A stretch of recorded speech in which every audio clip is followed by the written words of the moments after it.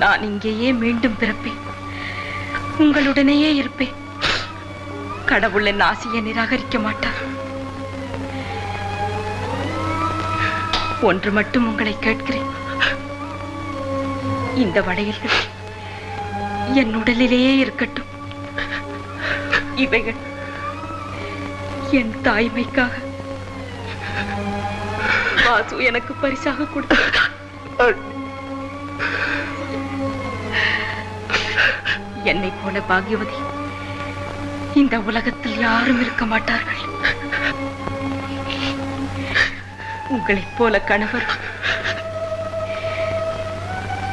உன்னை போல ஒரு குழந்தையும் வேறு யாருக்கு கிடைப்பார்கள்?